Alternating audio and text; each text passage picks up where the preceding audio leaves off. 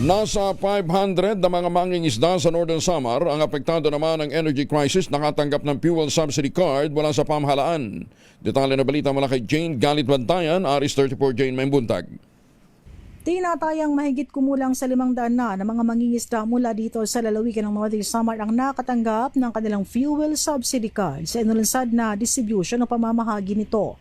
Ayon sa Provincial Economic Development and Investment Promotions Office o PDPO ng Provincial Government ng Northern Samar, ang nasabing programa ay sa pakikipagtulungan ng Bureau of Fisheries and Aquatic Resources o BFAR.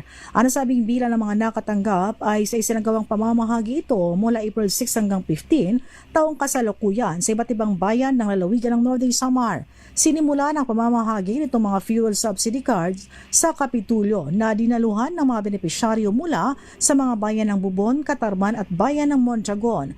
Tulong ito ng pamahalaan sa nasabing sektor ng mangingisda dahil sa patuloy na pagtaas ng presyo naman ng petrolyo.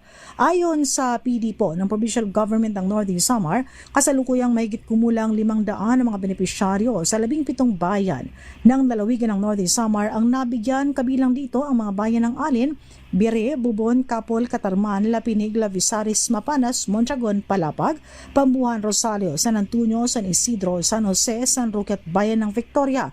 Ibig sabihin, hindi pa nabibigyan ang mga benepisyaryo sa ibang bayan ng lalawigan ng Northern Samar.